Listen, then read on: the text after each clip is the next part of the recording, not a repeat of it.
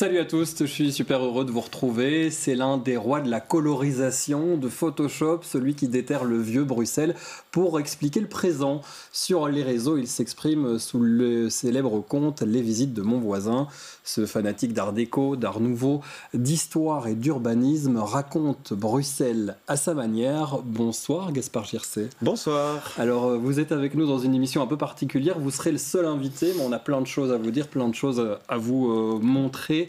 Parce que vous êtes à l'affiche d'un spectacle qui s'appelle Bruxelles Chaos. Oui, tout à fait. On va en parler. Mais c'est comme ça qu'on a commencé à vous connaître, c'est comme ça qu'on vous a invité dans cette émission déjà il y a quelques années. L'auteur des publications, des contes Les Visites de mon voisin. D'où ça vient ce conte? On le dit en quelques mots pour recontextualiser un peu comment vous vous êtes fait connaître sous Les Visites de mon voisin. Oui, c'est une petite saga en fait. Je me suis installé à Saint-Gilles il y a quelques années. Je rencontre ma voisine, Vassilia van der Heyden, qui est une productrice dans le spectacle vivant, et je lui parle de mes histoires de Bruxelles, etc. Elle me dit mais il faut qu'on fasse quelque chose. Et en fait c'est marrant parce que à la base on a fait un projet pour les amis, pour les copains, créer des visites guidées. En fait à la base c'est ça, mais un peu alternative, la nuit, un peu confidentielle. Et jamais je m'étais dit que ce truc allait prendre autant de place dans ma vie. Je me rappelle, elle m'a dit ouais, les visites de mon voisin, ça te va? Je dis oui, écoute, on y va. On y va. Et en fait les visites ont progressivement disparu. J'ai découvert Photoshop, un grand amour évidemment, et la page est devenue un vrai truc. Maintenant, il y a 40 000 followers en tout, Instagram et Facebook combinés, donc c'est un vrai truc. Il y a des vidéos aussi, puis il y a eu l'RTBF, des expos, des podcasts. Je suis parti un peu dans tous les sens. Maintenant, voilà. On vous appelle en tant que les visites de mon voisin pour raconter Bruxelles, même vous allez au-delà des frontières de Bruxelles, mais bon. Ça reste Bruxelles, votre terre natale qui vous inspire, non? Ouais, en dehors de Bruxelles, bon déjà pour moi la terre est plate et s'arrête aux frontières des 19 communes, donc au-delà parfois je fais une petite incursion, mais ça reste assez rare, ouais. On va s'arrêter sur l'une de vos dernières publications et on va se rendre au Sablon. On est en 1896 au Sablon, c'est le marché. Voilà, vous voyez cette image que vous avez recolorisée parce que c'est l'une de vos spécialisations. Donc vous trouvez des vieilles photos sur internet, dans vos archives, dans les archives de vos followers, vos followeuses, et puis vous nous les recolorez pour donner un petit peu de peps au passé de Bruxelles. Ouais, c'est pour en fait le rendre, c'est pour casser le mur du temps en fait, parce qu'une photo en noir et blanc. Alors attention, prenons des précautions quand on colorise une photo, on recrée quelque chose qui n'a pas existé, donc je mets toutes les précautions nécessaires à ça, mais en même temps ça donne accès. Moi ce que j'essaye de faire souvent c'est d'amener aux gens ce sur quoi ils passeraient sans vraiment s'arrêter, et en fait la couleur c'est un truc de dingue. Donc déjà choisir des bonnes images, ça c'est aussi une de mes petits passe-temps préférés. Ouais, parce qu'il y en a des images, après il faut les sélectionner. Il y en a plein, mais quelles sont les images qui parlent, où est-ce qu'il y a des regards, et en fait typiquement cette photo là elle est incroyable parce que c'est tous les marchands de 1896 qui sont au Sablon avec leurs légumes devant et qui nous regardent, donc il y a une interpellation. Enfin voilà, c'est tout à fait autre chose que de voir une photo où en fait tout le monde va qu'à ses occupations. Et là les regards c'est assez incroyable. Donc pour une photo de cette époque-là, c'est qu'il y a vraiment eu un photographe qui est resté longtemps. Et ils ont posé, il y a des enfants, je la regarde derrière vous en même temps que la commenter, il y a la reine des marchandes et puis il y a ces légumes bien verts parce que l'ancien Bruxelles n'était pas en noir et blanc. Qu'est-ce que vous en retirez d'interprétation, par exemple, de celle-ci? Ce que j'aime bien, en fait, c'est déjà... Alors, vous savez, il y a une nostalgie très forte sur le passé qui est en général, à mon avis, assez dangereuse. On en voit beaucoup trop. Oui, parce que c'est vrai. Avant. Le Bruxelles d'antan, là. Ouais. Parce qu'en fait, on projette aussi sur un passé des choses qui n'ont pas existé, qui ne sont pas réelles. Et sauf que dans cette photo, il y a une réalité complète aussi de la dureté de la vie de ces gens. En fait, quand on regarde les visages les uns après les autres, en fait, on voit que... c'est des visages qui sont assez durs, assez marqués, que c'est des vies qui étaient assez dures. Et donc, déjà, j'aime bien, ça c'est quelque chose que j'aime beaucoup faire, c'est ramener de la réalité, en fait, dans le portrait qu'on se fait du passé.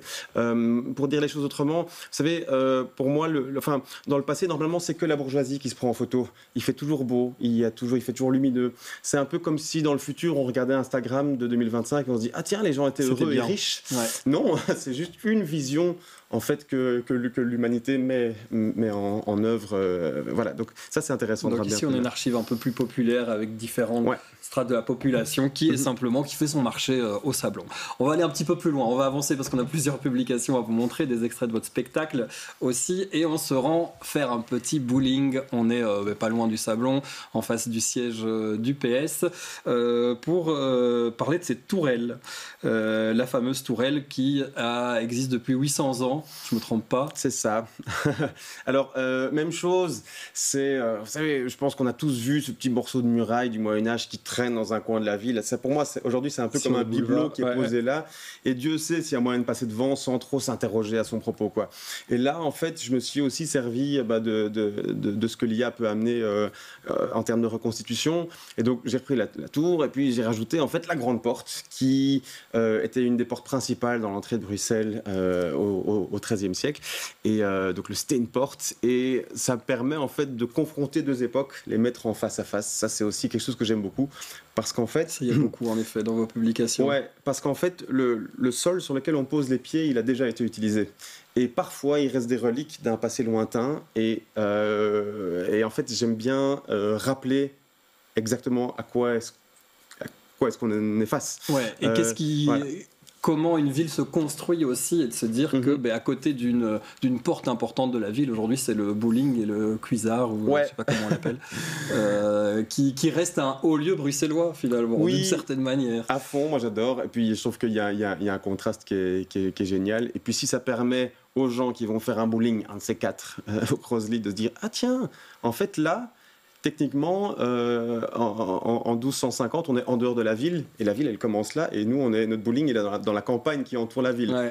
Eh bien, moi, en fait, je tripe à titre personnel là-dessus. Souvent, en fait, quand je passe en vélo boulevard de l'Empereur, comme ça, que je passe par là, je vous jure que j'ai chaque fois le sentiment de rentrer dans la ville. Je sais que je rentre dans la ville. Mon cerveau m'envoie un message. Et donc, en fait, c'est ça que j'essaie de partager aux gens. C'est là les portes de la ville. Il y en a d'autres. Et justement, tout ce que vous racontez sur vos comptes Instagram et Facebook, vous les avez adaptés dans un spectacle. Ça s'appelle Bruxelles Chaos. Enfin, en tout cas, vous avez fait un spectacle de stand-up parce que c'est drôle aussi, Bruxelles. Parce que c'est drôle de raconter Bruxelles et ses particularités. Comment c'est né ce spectacle? À quel moment vous vous êtes dit bon allez, il faut que je me mette sur scène et que je raconte ça, que je rigole avec ça? Ouais, en fait, ça fait longtemps que j'avais plus ou moins fait une sorte de conférence qui s'appelait 1000 ans d'urbanisme. Mais c'était au début du projet, moi j'avais envie d'être un type sérieux, comme ça, qui racontait des choses sérieuses de manière un peu chouette, mais quand même, voilà. Et puis, en novembre dernier, on m'a demandé pour un festival qui s'appelle Fais-le toi-même de faire donc, ceci, Bruxelles Chaos. Et en fait, moi j'ai eu une vie de musicien dans ma vie d'avant, en fait, jusqu'il n'y a pas longtemps. Et en fait, j'ai arrêté définitivement la musique en octobre. Et en fait, je me suis dit, mais au fond, j'ai l'habitude d'être sur scène, c'est ce que j'aime aussi. Il y a un espace qui m'appartient, qui est chouette à prendre là. Et donc, voilà, j'ai fait quand même un truc qui était encore un tout petit peu sérieux. Et puis, en mars, là, j'ai fait vraiment la première. C'est de celle-ci qu'on va voir les extraits. Et là, j'ai poussé le curseur de l'humour à fond. Parce qu'en fait, Bruxelles, c'est drôle. Enfin, je veux dire, on ne peut pas tout à fait célébrer Bruxelles comme un truc homogène, beau, harmonieux. Oui, c'est ça l'identité de Bruxelles, finalement. On le comprend, on le comprend dans son histoire, dans son urbanisme et dans ses personnages. Ouais. On va regarder parce que justement, c'est l'un de vos personnages qui ouvre le spectacle que vous avez été récupéré. C'est une archive de l'émission Striptease lorsqu'elle l'avait suivi. L'ancien bourgmestre de Bruxelles qui s'appelle Michel Demarais et qui avait rencontré à l'époque Clinton. Regardez. J'aimerais commencer peut-être par convoquer sur cet écran quelqu'un qui incarne mieux que tout le chaos bruxellois. C'est quelqu'un qui a été videur dans des boîtes de nuit très proches des milieux de la pègre. Il a déjà été repéré. Le milieu de la pègre des années 70 à Bruxelles, il a fini échevin et puis carrément bourgmestre. Et il s'exprimait solennellement après avoir accueilli officiellement un président des États-Unis. Accrochez vos ceintures parce que ceci, pour commencer, est un bijou, bien entendu. Clinton, c'est un con. Je te le dis, je l'ai reçu. J'ai jamais eu un type aussi con que Clinton. J'ai reçu Boris Yeltsin, c'était un mec. J'ai l'empereur du Japon, c'était un monsieur. Mais Clinton, pas le type. Mais qu'il pas le type. Incroyable. Une marionnette. Une fois, ça dit le mot. Une marionnette. C'est beau, c'est très beau. Voilà, c'est bon, en effet, c'est Bruxelles. Ouais. L'un des personnages, ça ouvre un peu l'ambiance, ça dit les archives aussi qu'on va rechercher. Est-ce que vous les triez pour que ce soit drôle, ou toutes les archives bruxelloises sont drôles, où on peut toujours trouver un point rigolo dans ce qui traîne à Bruxelles? Ouais, je pense franchement qu'il y a, en fait, il y a des choses qui sont... il y a des fails partout, il y a des choses qui n'ont pas fonctionné à tout égard dans cette ville. Et moi, je considère vraiment que, vous savez, parfois on parle de la bruxellisation des années 60, 70, qu'on a tout cassé. Je dis, mais regardez la Grand Place, regardez bien avant. C'est vraiment dans l'ADN de cette ville de ne pas être en mesure de mettre les choses dans l'ordre comme ça. Et de faire des belles villes comme Paris. Vous comparez beaucoup le spectacle Bruxelles à Paris, par exemple. À fond. Et à un moment, je mets même un extrait de Stéphane Bern. J'ai beaucoup de respect pour Stéphane, on le sait tous. Mais par exemple, moi, j'ai essayé d'être le Stéphane Bern du Bas-de-Saint-Gilles, mais sans succès, parce qu'en fait, Stéphane Bern a passé une carrière entière à célébrer la France. J'ai jamais rien de péjoratif. Et moi, en fait, si je célèbre complètement Bruxelles comme le ferait Stéphane Bern, je ne suis pas crédible. À un moment, on se retrouve face à des incohérences. Face à la réalité des choses. Donc, effectivement, notre ami ici de Marais, vous imaginez une seconde Anne Hidalgo qui a rencontré Obama et qui fait « Obama ». Un lustucru. Ça n'est pas possible. Ouais. D'ailleurs, ça n'existe même pas en français. Si on fait Obama, c'est un lustucru. Il faut encore l'accent bruxellois pour que ça sonne bien. Donc, ce truc est assez tenu. Et peut-être que je voulais encore ajouter un truc, c'est que on a un rapport au pouvoir qui est particulier dans cette ville, parce que Bruxelles a été sous l'emprise de différentes... alors, c'est même pas des nations étrangères, c'est presque des familles étrangères. Oui, ça dit un peu l'identité belge. Bien sûr, évidemment. Qui est un peu bâtarde, finalement. À fond. Et donc, en fait, Bruxelles est une ville qui ne s'est franchement jamais appartenu. Et donc l'humour bruxellois qui existe, ça j'en suis persuadé, c'est un humour qui vient d'en dessous, c'est un humour des petits qui se moquent des grands.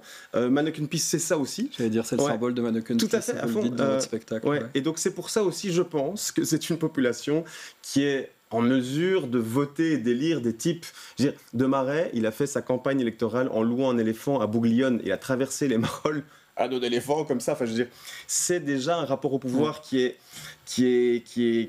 désacralisé, qui est drôle, qui est presque décadent à mon avis. Et donc tout ça, évidemment, ça, c'est du petit lait pour un spectacle. Ouais. Dans ce spectacle, il y a aussi une vision politique. Vous partagez aussi votre vision politique, notamment en parlant de ceux qui ont fait Bruxelles de manière moins glorieuse, peut-être, même si ça a servi à l'urbanisme de la ville, il faut bien le dire. Enfin, en tout cas, on s'en rend compte qu'il y a des traces comme un certain Léopold II. Regardez cet extrait.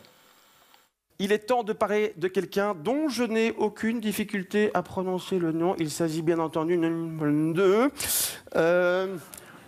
qui est donc, comme chacun sait, le fils de premier, qui est donc le second roi des Belges. Alors, la question qui vous brûle les lèvres, faut-il séparer l'urbaniste mégalomane du colonisateur sanguinaire? La réponse est évidemment non, mais ce soir, nous allons le faire. Voilà, on ne peut pas parler de Bruxelles sans parler de Léopold II, quand on retrace son urbanisme. On ne peut pas. Et en même temps, ce qui est curieux, c'est que moi, j'étais un peu mal pris, parce qu'on ne peut pas parler de Léopold II, mais comment parler de Léopold II? Parce qu'on plonge un peu dans le tabou numéro 1 de l'histoire belge, qui est la période coloniale, et certainement la période était indépendante du Congo, donc la période qui est liée spécifiquement à la personnalité de Léopold II. Donc, effectivement, j'ai dû trouver quelques tours de passe-passe pour en parler. Je dirais même que finalement... En fait, Léopold II, en dotant Bruxelles de bâtiments très spectaculaires et en accompagnant un peu ce développement urbanistique, notamment vers l'est de Bruxelles, avec ses grandes avenues, etc., il a créé sa propre gloire à lui aussi. Donc quand vous demandez à un Bruxellois ou une Bruxelloise aujourd'hui « Ah oui, Léopold II, les grandes avenues, c'est nous », c'est en fait ce qu'on a de plus beau, c'est ce qu'on a de plus glorieux. Donc ça rend encore le personnage plus difficile à remettre en cause. C'est à comprendre aussi c'est quoi quelles sont nos villes, d'où on vient, comment elles ont été formées, avec quelle politique derrière à l'époque. La ville, le mot ville, c'est politique, c'est la même chose. Donc en fait, ce qu'on a autour de nous, j'aime le rappeler, c'est une fiction humaine parmi d'autres, quoi. C'est un endroit qui a été fabriqué par des décisions. Alors il y a un peu de la géographie aussi, bien sûr. Il y a une rivière, il y a une petites collines, etc. Mais donc, c'est là que la ville devient passionnante, c'est qu'en fait c'est une grosse machine avec des millions de rouages et que chacun de ces rouages est le fruit d'une décision quelque part. Ouais. Et ça se voit aussi dans le ciel. On va repasser sur vos publications qui se trouvent sur les réseaux sociaux, avec une publication qui a particulièrement bien marché, où vous parlez de cette bagarre de ciel entre le pouvoir religieux et le pouvoir pas religieux, le pouvoir communal, le pouvoir de l'État. On les voit se battre, hein. Vous avez chipoté un petit peu avec des boxeurs là. Oui. Voilà, en fait... Qui va aller le plus haut? C'est ça, c'est là que je voulais en venir. Alors, il y a cette question-là. Donc, en gros, j'aime bien montrer une photo. Maintenant, le ciel qu'on connaît à Bruxelles, il est rempli de tout, rempli de bazar. Mais c'est assez récent. En fait, jusqu'au 19e siècle, jusqu'au début du 19e siècle, il y avait la cathédrale, enfin quelques églises en fait. Les églises ont toujours pris possession du ciel. L'hôtel de ville de la fin du Moyen-Âge, qui lui est en fait évidemment très très haut parce c'est aussi une affirmation comme un beffroi, quoi, une affirmation du pouvoir communal. Et puis il y avait aussi sur l'actuelle place royale le palais des ducs. Donc on avait un peu trois pouvoirs comme ça qui se bataillaient le ciel. Et donc moi, par exemple, typiquement en fait, le net exige de faire des visuels super forts. Si je mets juste la photo avec ça, les gens ils vont scroller, ils vont passer dessus, ils vont rien voir. Ouais. Et donc là, je convoque 2 boxeurs parce que moi, c'est vraiment ça que je vois quand je vois ces 2 tours. Et puis après, ce qui est génial, c'est que plus tard, la justice arrive avec le palais de justice. C'est un nouveau pouvoir dominant du 19e siècle. Et puis la tour des finances et des pensions. Enfin, tout ça, c'est de nouveau. Et puis les tours de logement. Les tours de logement. En fait, la tour des finances. À fond, le ciel raconte l'histoire d'une ville. Et dans la skyline, ouais, c'est ça. On peut retracer Bruxelles et retracer qui a le plus de pouvoir, qui a le plus d'autorité aussi sur cette ville. Ouais, les marchands, les finances, la religion ou encore la commune. Alors, on va rester près du Mont des Arts cette fois avec. Là, on est moins dans le ciel et vous faites une inversion. On va comprendre pourquoi. Parce qu'on est les statues, on est sur le Mont des Arts. Il y a Albert Ier sur son cheval. Et puis, en fait, il y a cette petite statue d'Élisabeth en face de l'autre côté du boulevard, là où... Finalement, elle est un peu cachée, elle est toujours cachée derrière les scènes, des événements qui se passent là. Oui. Et là, vous lui donnez un petit peu plus d'importance pour rappeler qu'en fait, tout est une question de perspective. En fait, l'espace public, c'est un espace qui est extrêmement médiatique. C'est-à-dire qu'en fait, on reçoit des messages du matin au soir dans l'espace public, notamment à travers les statues, en fait, parce que les statues, elles portent toute une mémoire.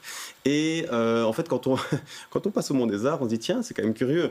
Albert, triomphant sur son cheval en bronze très grand, et en face, Élisabeth en pierre, représentée à un moment où elle est plus âgée. Il y a la différence de matière aussi, de matériaux. Alors, on est bien d'accord, ces 2 sculptures qui n'ont pas été installées là au même moment, mais quelque part, ce face-à-face, il dit quand même quelque chose des représentations qu'on peut se faire de l'homme et de la femme, en fait, du genre, bien sûr. Et donc, je pense que ça ne choque personne parce que c'est ce qu'on a toujours connu. Et si on inverse ça, alors les gens font « Ah mais non, mais qu'est-ce que c'est ?» alors bon, je vais pas trop m'apesantir sur les réactions sur Facebook, mais je veux dire, parce que heureusement sur Instagram, les gens sont plus modernes. Mais sur Facebook, parfois, j'ai des trucs... Il y a de la modération à faire. Ah oui. Et voilà, et des gens qui disent « Non, mais vous ne respectez rien, etc. » quand je fais ça, alors qu'en fait, je fais une démonstration presque par l'absurde, mais c'est pas si absurde, en fait. Donc je suis très content de temps en temps de... Voilà. En fait, dans ce que je fais sur les réseaux, il y a des trucs plus gentils, plus catchy, plus doux, plus politiques aussi. J'alterne un peu comme si c'était un journal comme ça. Je ne fais pas que des posts super politiques. Parfois, je colorise un truc et ça fait un peu rêver des gens. Et alors, il y a des gens qui ne viendraient pas forcément sur une page avec un contenu un peu plus politique qui débarquent. Et puis c'est ça que j'allais dire. Vous arrivez à mêler dans votre communauté, c'est comme ça qu'on les appelle sur les réseaux, des communautés assez différentes finalement. Ce qui est rare sur d'autres pages et qui sont toutes bruxelloises d'une manière ou d'une autre, avec les fans de photos d'antan et les fans de changement de perspective et de questions de genre, par exemple. Alors ça, c'est une de mes grandes fiertés et je dirais que même, allez, par exemple, j'ai fait des vidéos, j'ai fait une vidéo il n'y a pas si longtemps sur Tour et Taxi et sur tout le projet parce que parfois aussi je décortique un projet urbanistique contemporain et en fait, ce qui est génial, c'est que d'avoir cette plateforme-là et ce tremplin un peu de lancement pour de la matière, des idées, des contenus, j'ai des gens qui se retrouvent avec des contenus que l'algorithme ne leur remettrait pas sous les yeux. Donc comme j'ai une sorte de diversité politique plus ou moins, hein, parce que franchement, une fois qu'on suit ma page, on comprend vite qu'il y a quand même une orientation. Ouais. Mais donc, je suis très content que parfois j'amène... En fait, par exemple, typiquement, allez, je peux revenir un moment sur la question coloniale. Moi, c'est un sujet que j'ai beaucoup travaillé, qui est un sujet qui pose beaucoup de questions chez les personnes les plus âgées. Et en fait, comme je crée un lien de confiance, je dirais même un lien de confiance un petit peu intellectuel, parce que les gens ils disent, ok, ce garçon ne raconte pas que des conneries. Il y a des faits derrière. Il y a des faits, il y a de la méthode, ouais. voilà. Et donc, en fait, je pense que dans cette position-là très spécifique, ça me permet d'ouvrir un tout petit peu et d'aller chercher des gens qui finalement se disent, bon, ok, peut-être qu'en fait, ça mériterait que je me penche un peu là-dessus plutôt que réagir épidermiquement, comme c'est le cas globalement sur le net. En général, c'est juste la réaction. On va avancer parce qu'on a encore plein de trucs à dire et on arrive presque à la fin de cette émission. On repart sur votre spectacle. Alors, ça parle de la jonction Nord-Midi. C'est hyper chouette cet extrait, mais on va pas le montrer, je vous propose de le regarder dans le spectacle. Okay. Et on va passer à cet extrait sur la modernité, où vous parlez d'abord de l'îlot sacré, que d'ailleurs vous comparez à un îlot sucré. C'est vrai qu'aujourd'hui on y mange beaucoup de gaufres et de chocolat. Et puis vous montrez un peu l'absurdité de certains bâtiments. Regardez. Un truc merveilleux, c'est que donc, la ville moderne et la ville ancienne, et au milieu, il y a une sorte de zone tampon. Et on va créer expressément pour cette zone tampon ce qu'on appelle des styles d'intégration. Alors, je vous en montre un. Voilà. Attention, ça va bouger. Le fruit de l'accouplement entre une maison de la Grand Place et un quota projet de Louvain-la-Neuve. C'est affreux. Il y en a plein. C'est là qu'on comprend que Bruxelles peut être du stand-up en fait. Enfin, il suffit de lever les yeux et on rigole. Mais c'est intéressant finalement. Donc, ce que je trouve particulièrement chouette dans votre travail, c'est qu'on se marre, on sait d'où on vient, on sait où on vit, mais on comprend aussi comment ça se fait qu'un bâtiment a été pensé comme ça à cet endroit-là, parce qu'à un moment, il y a eu tel règlement et que du coup, on a dû faire des façades qui ressemblaient plus ou moins à ça et pas à d'autres. Ouais, et puis en plus, donc, en gros, c'est vraiment la fracture entre la ville ancienne près de la Grand Place et puis la ville nouvelle parce qu'on avait plus ou moins tout dézingué. Et donc, il y a eu vraiment une sorte il y a une ligne entre les deux qui a été faite où on voit tous des bâtiments qui sont très bizarres parce que là, on voit qu'il y a quand même une volonté de faire du beau ou de faire du pas trop choquant, de pas mettre des cubes en verre. Et donc, du coup, ça fait un truc hybride, mais on avait envie de dire, allez au bout du projet, faites éventuellement totalement du faux vieux, mais non. Donc on est entre les deux. Il y a du faux vieux aussi à Bruxelles, d'ailleurs, c'est à découvrir si vous visitez le centre-ville. Alors, Gaspard Gircy, vous êtes aussi le commanditeur, non, comment on dit ? Vous avez géré une exposition qui est à voir au Hall Saint-Géry, dont l'inauguration se fait dans 2 jours, à l'Art Déco Into the Wild. C'est dans le cadre de l'année Art Déco. Que vous avez repris vos photos de bâtiments bruxellois. Je les ai créés pour l'occasion. Donc vous avez été chercher des bâtiments bruxellois, vous les avez réinventés leur décor. Regardez. En fait, on était en pleine canicule quand j'ai fait cette pièce-là et j'avais très chaud. C'est pas plus compliqué que ça. J'ai décidé de mettre la basilique sur la banquise avec des pingouins.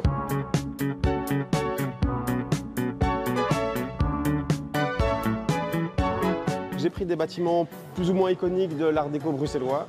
Je les ai extirpés du chaos de la ville et je les ai lancés dans des univers naturels, des sortes de biotopes un peu fantasmés comme ça. Et en fait, il va y avoir un dialogue qui va se créer entre le bâtiment et un nouvel univers. Et qu'est-ce que ça peut donner? Qu'est-ce que ça peut provoquer comme émotion chez les gens? Il y a une couche qui parle de la nature, il y a une couche qui parle parfois de réchauffement climatique ou parfois de changement climatique aussi, parce que finalement, je sais pas, j'ai mis le Palais 5 dans un désert très très dur. Je t'en montre d'autres. Ici, on a le Résidence Palace, qui est un fantastique complexe d'appartements de la fin des années 20. Et en fait, aujourd'hui, il y a le Conseil européen qui est littéralement dedans ou accolé.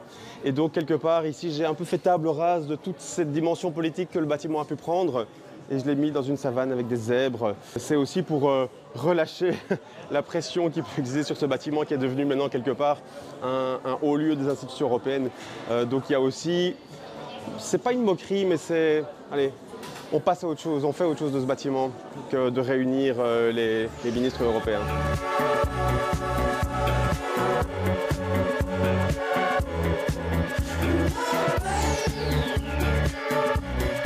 Ce que j'adore faire aussi dans mon travail, c'est un peu casser les codes, casser les murs et dire que les choses ne sont pas sérieuses. Voilà. Et en fait, ici, ça c'est l'hôtel Arends qui se trouve avenue Bruckmann, qui est un bâtiment assez célèbre de l'art déco bruxellois en son genre.